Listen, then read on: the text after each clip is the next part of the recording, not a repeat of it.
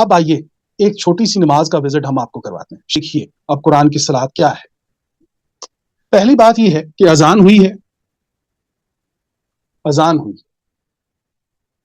اذان کی سنت، اذان دینے کی سنت، اس کی ابتدا قرآن اور دین کی مکمل اجمالی ون لائن آنسر میں آپ کو کرنے لگا ہوں کہ قرآن کا نزول، رسول کا آنے کا مقصد، نبوت کا مقصد، کتاب کا مقصد، یہ تمام تر مقاصد آپ کو ملیں گے ایک لائن کے اندر، کہ وہ حضرت بلال رضی اللہ تعالی عنہ کہ جنہیں کل تک مکہ کے قریب سے گزرنے کی، بیت اللہ کے قریب سے گزرنے کی اجازت نہیں تھی، اب یہ وقت آ گیا ہے کہ انہیں یہ کہہ دیا گیا ہے کہ آپ مکہ کی چھت پر چڑھیں، مدینہ کی چھت پر چڑھیں، اور اے بلال آپ اپنی غلامی کی اذان دے دیجیے، اپنی آزادی کی. ایک غلام بلال کو یہ اجازت دی گئی ہے کہ آپ اپنی آزادی کی اذان دے دیں. کمال دیکھیے آپ قرآن کریم کا. اذان ہو گئی ہے جی، آپ چلے گئے ہیں نماز پڑھنے. مسجد کے باہر آپ نے جوتیاں اتاری ہیں جی. قرآن کہتا ہے اے موسیٰ اپنی جوتیاں اتارو اور قریب ہو جاؤ. تو پتہ چلا جی جوتیاں وہاں اتاری جاتی ہیں جہاں پر منزل آ جائے. اب منزل آ گئی ہے، جوتیاں اتاریں اور قریب ہو جائیں. اب جوتیاں اتار کے ہم مسجد میں گئے ہیں جی، کھڑے ہوئے ہیں، تکبیر ہوئی ہے. تکبیر کے بعد ہم صف بنی ہے، پاؤں کے ساتھ پاؤں اور کوہنیوں کے ساتھ کوہنیاں جڑ گئی ہیں. قدموں کے ساتھ قدم ملانے کا مقصد یہ ہے کہ آپ اپنے ساتھ کھڑے ہوئے انسان کو ہم قدم کریں. اب حرکات کی نماز پڑھنے والے جو ہیں وہ تو ان کے ہاں تو کھڑا ہونے کا بھی انداز اپنا اپنا اور سارے معاملات اپنے اپنے. پاؤں کے ساتھ پاؤں ایسے جوڑیں کہ اپنے ساتھ کھڑے ہوئے غریب انسان کو اپنا ہم قدم کریں، اپنے ساتھ کھڑے ہوئے اس معذور انسان کو اپنا حصہ بنا دیں، اسے اپنا ہم سفر کریں، اپنی محبت میں، اپنی تجارت میں، اپنی معیشت میں اس کا حصہ بنائیں. پاؤں کے ساتھ پاؤں ملائیں. اس کے بعد کندھے کے ساتھ کندھا، یعنی کہ کونی کے ساتھ کونی. تو میں عرض کر چکا ہوں کہ اگر 4 لوگ ایک مردے کو اٹھا کر، اس کا جنازہ اٹھا کر جنازہ گاہ تک لے جاتے ہیں، تو 4 لوگ اگر زندگی میں کندھے کے ساتھ کندھا ملا لیں تو وہ انسان تو مرتا ہی نہیں ہے جو بھوک سے مر گیا. تو کندھے کے ساتھ کندھا ملے گا ایک دوسرے کا بوجھ بانٹنے کے لیے. جیسے آپ ایک جنازے میں بوجھ بانٹ لیتے ہیں، ویسے ہی آپ زندگی میں اس انسان کا بوجھ جس نے اس کی کمر توڑ دی ہے، آپ اس کا بوجھ بانٹ دیجیے. اللہ اکبر. تکبیر. ہاتھ اٹھائیں جی، کہاں تک لے کے جائیں گے؟ حرکات والے آگے ہیں، پوچھئے جی ان سے، ان کے اختلافات دیکھ لیجئے، کہاں تک لے کے جانے، ہاتھ کندھے تک، اوپر، کیسے، کس حالت میں. اب یہ جو طریقے والے ہیں نا کہ نماز کا طریقہ کیا ہے، یہ اور ہیں اور سلیقے والے اور ہیں. جب ہم نے سلیقے والوں سے پوچھا کہ بتائیے یہ نماز، تکبیر، ہاتھ کیسے اٹھانے ہیں، تو انہوں نے کہا بیٹا نماز میں جب آپ کھڑے ہوں اور ہاتھ اٹھائیں تو پھر یہ ذہن میں رکھیں کہ آپ نے ہر حرام کام سے ہاتھ اٹھا لینا ہے. آپ نے ہر اس چیز سے ہاتھ نکال لینا ہے جو انسان کو نقصان دے رہی ہے، ہندو، مسلم، سکھ، عیسائی، وہ کوئی بھی. آپ نے ہر اس چیز میں سے ہاتھ نکال لینا ہے جس چیز میں آپ کا پڑوسی پریشان ہے، آپ کے بہن بھائی پریشان ہے، آپ کی بیوی، آپ کے بچے پریشان ہیں. آپ نے ہر اس حرام کام سے ہاتھ اٹھانا ہے. تب ہوگی یہ تکبیر. اللہ اکبر. باندھیے ہاتھ پھر اپنے سینے پر. کہاں باندھی جی؟ طریقے والے آ گئے. کہاں باندھے جناب؟ اوپر، ناف کے نیچے، ناف سے اوپر، پیٹ کے اوپر، سینے کے اوپر. کہاں باندھے جی ہم؟ طریقے والے تو آ گئے. اب سلیقے والوں سے پوچھا کہ جی ہاتھ کہاں باندھیں، تو انہوں نے کہا جی آپ ہاتھ وہاں باندھیے کہ جہاں پر آپ اپنے پیٹ، اپنے معدے کا نوالا دوسرے کو دینے کے قابل ہو جائیں. ہاتھ وہاں باندھیں جہاں بھوک کم لگے، وہاں باندھیں جہاں پر آپ اپنے منہ کا نوالا کسی دوسرے کے منہ میں ڈالنے کے قابل ہو جائیں. یہ ہے جی سورہ الفاتحہ. پڑھیے. الحمدللہ رب العالمین پوری آپ نے پڑھی، ہاتھ باندھے آپ نے. اب آپ رکوع میں چلے گئے ہیں. رکوع میں چلے گئے ہیں، قرآن کریم میں آ جائیے. اقیموا الصلاۃ وآتوا الزکاۃ وارکعوا مع الراکعین. نماز قائم کرو، زکوٰۃ ادا کرو اور رکوع کرنے والوں کے ساتھ رکوع. تو کیا رکوع جو ہے وہ نماز کا حصہ نہیں؟ یہاں پر رکوع کو الگ سے کیوں بیان کیا گیا ہے؟ تو اس کی ایک بڑی خوبصورت مثال ہمیں ملی. احتیاطاً میں یہ پیش کر دیتا ہوں کہ حضرت علی رضی اللہ تعالیٰ عنہ سے ایک روایت ہے کہ آپ نماز کی حالت میں تھے اور مانگنے والا آیا تو آپ نے اپنی انگوٹھی رکوع کی حالت میں دی تھی. تو یہاں سے ایک بڑی عظیم بات سامنے آئی کہ راکعین کون ہوتے ہیں؟ راکعین وہ ہوتے ہیں کہ پوری دنیا میں جو لینے والا ہوتا ہے وہ جھکا ہوا ہوتا ہے، اور جو دینے والا ہوتا ہے وہ تنا ہوا ہوتا ہے، وہ کھڑا ہوتا ہے سیدھا. لیکن یہ عجیب کیفیت ہے کہ آپ رکوع میں گئے ہیں تو اب دینے والا جھک گیا ہے کہ وہ دکھائی نہ دے، اس کا چہرہ کوئی نہ دیکھے. وہ بانٹنے والا ایسا بانٹنے والا ہے کہ وہ رکوع کی حالت میں ہے کہ دینے والا جھک گیا ہے، لینے والا سیدھا کھڑا رہا. لینے والے کی سیلف ریسپیکٹ قائم رہی، دینے والا جھک گیا ہے. اور یہ بھی یاد رکھیے کہ جہاں تک آپ سیدھے کھڑے رہے صلاۃ قائم ہوئی، آپ قائم رہے، آپ سیدھے رہے. جو ہی آپ جھکے، نیچے کی طرف گئے، رکوع میں گئے، کسی بھی حالت میں قرآن بند ہو گیا. قرآن کی عظمت کا اندازہ لگائیں کہ جب تک آپ قائم ہیں، سیدھے کھڑے ہیں، آپ قرآن پڑھ رہے ہیں. جو ہی آپ نیچے گئے ہیں، قرآن بند ہو گیا. رکوع میں گئے ہیں، رکوع کیا ہے، سمیع اللہ لمن، سن لیا ہے اللہ نے، سمیع اللہ لمن حمد، ربنا لک الحمد، سن لیا ہے. اس کے بعد آپ چلے گئے ہیں سجدے میں. سجدہ کیا ہے جی؟ میں نے عرض کیا پورے قرآن کریم میں آپ سجدے کا لفظ نکال لیں. پورے قرآن، آج میں بڑے وثوق سے اپنے دل کی بات آپ کے ساتھ شیئر کر رہا ہوں. پورے قرآن کریم میں سجدے کا لفظ نکال لیں، ایک چیز آپ کو ملے گی جہاں پر سجدہ آئے گا، اور وہ چیز ہوگی تغیر. تغیر، ایوولوشن، تبدیلی، اپ ڈیٹ ہونا، اپ گریڈ ہونا، کلاسیفائی ہونا، پیوریفائی ہونا. یہ تمام تر چیزیں جہاں پر آپ کو سجدے کا لفظ ملے گا وہاں پر. مثال لے لیجیے، الرحمن علم القرآن خلق الانسان علمہ البیان الشمس والقمر بحسبان والنجم والشجر یسجدان. نجم انہوں نے کہا کہ یہ ستارے ہیں، شجر ہو گئے درخت. قرآن ان ریلیونٹ گفتگو نہیں کرتا. نجم کہتے ہیں کسی بھی چیز کے پھوٹنے کو. اب پھوٹنا کیا ہوتا ہے جی؟ اب وہ کسی بیج کا پھوٹنا ہو زمین سے، یا آسمان پر ستاروں کا پھوٹنا، انہیں نجوم کہا جاتا ہے، نجم کہا جاتا ہے. لیں جناب، قرآن کریم بتا رہا ہے کہ سجدہ یہ ہے کہ وہ جو بیج جس کا سینہ پھٹا، وہاں سے ایک دھاگا نکلا، اور وہ دھاگا، وہ بیج ایک درخت بنتا چلا گیا، دھیرے دھیرے وہ پودا بنا، وہاں سے وہ درخت بنا. یہ پورا ایوولوشن، یہ پورا تغیر، یہ پوری ارتقاء، یہ اپ گریڈنگ، یہ کلاسیفیکیشن، یہ پیوریفیکیشن، یہ سارا کام جتنا بھی ہے یہ سجدے کے اندر. ایک مومن کا سجدہ تو اسے متحرک کرتا ہے.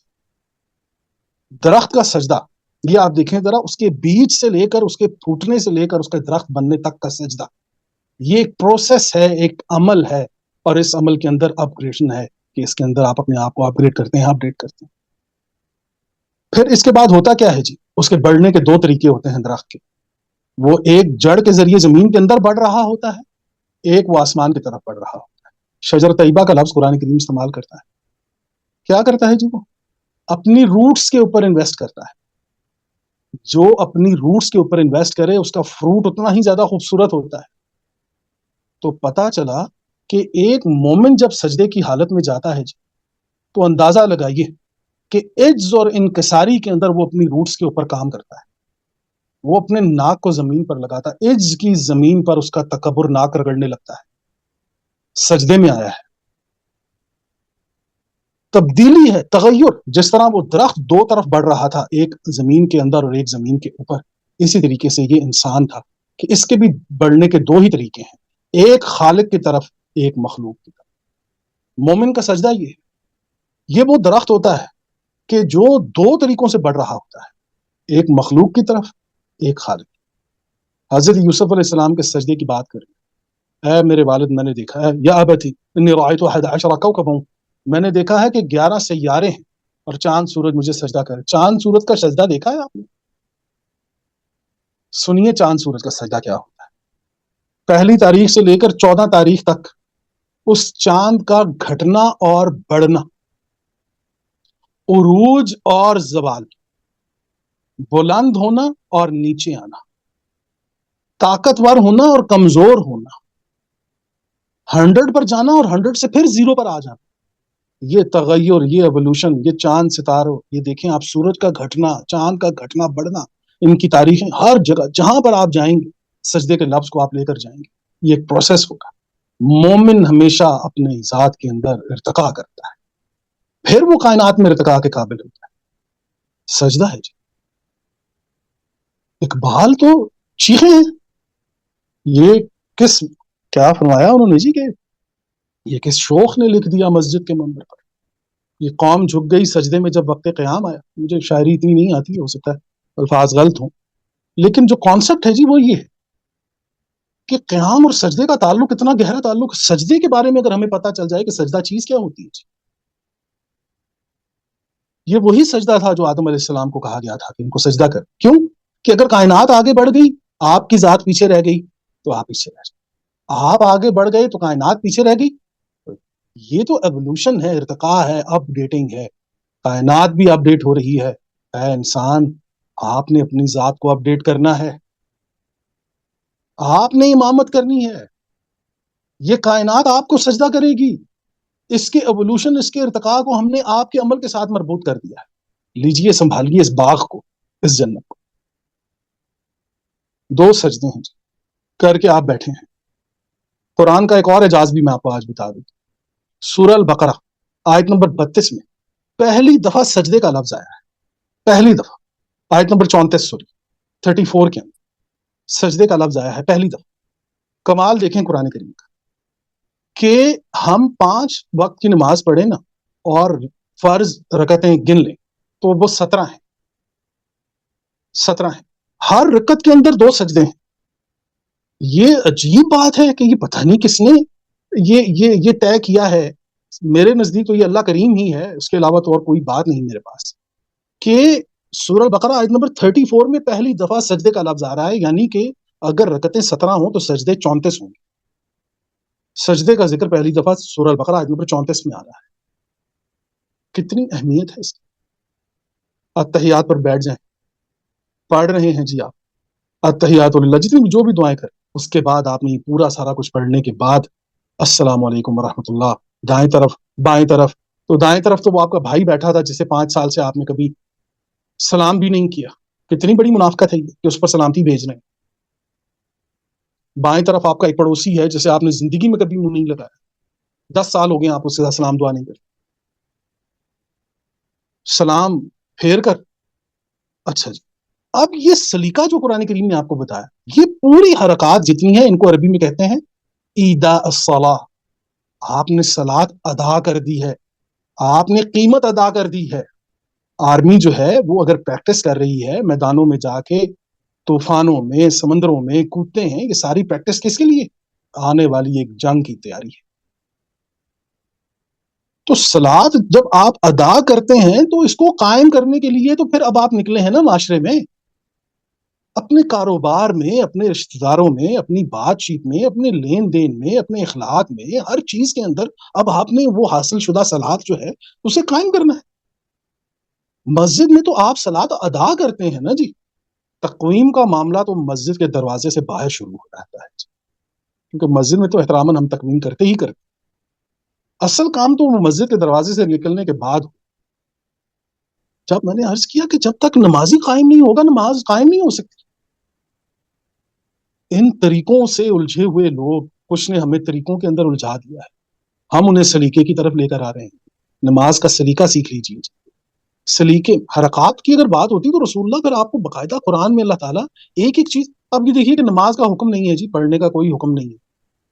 نماز کا صلاۃ کا حکم ملتا ہے جی نماز کا، لیکن اس کے پڑھنے کا کوئی طریقہ نہیں ہے، نہ کوئی بتایا گیا. تو جناب قرآن میں تو اللہ نے فرمایا تھا کلو وشربو، کھاؤ اور پیو. کھانے کا بھی کوئی طریقہ قرآن کے اندر موجود نہیں ہے. تو پھر آپ نے کھانے کا طریقہ کس سے سیکھ لیا ہے؟ پینے کا بھی کچھ نہیں بتایا گیا. یہ آپ نے پینے کا انداز کہاں سے سیکھا ہے جی؟ عجیب بے تکے سوال، بے تکی منطق. اب میں اگر مثال کے طور پہ ایک گھوڑے کا ذکر کر رہا ہوں تو میں نے کلی طور پر گھوڑے کا نام لے لیا. اب آپ یہ کہیے کہ گھوڑے کی ران کا ذکر نہیں کیا، آپ نے اس کی لگام کا ذکر نہیں، آپ اس نے پونچھ کی بات نہیں کی. تو ایسا نہیں ہے. یہ خوبصورت عمل ہے کہ اب یہ بھی سن لیجیے، میں نے عرض کیا کہ صلات کہتے ہیں وہ طرز زندگی، وہ حکمت عملی کہ جس کے ذریعے ذات اور کائنات ہم آہنگ ہو جائے، سجدے کے ذریعے ہم اپ گریڈ ہو سکیں، کمبائنڈ حالت کے اندر سب سے پہلے ہم سستی کاہلی کو ختم کریں. نماز پڑھنے والا بندہ آپ کو کچھ اور اس کے اندر ہو نہ ہو، وہ آپ کو سست نہیں ملے گا، پنکچوئل ملے گا، پنکچوالٹی ہوگی اس کے اندر، وقت کا پابند ہوگا، متحرک ہوگا، حرکت ہوگی اس کی.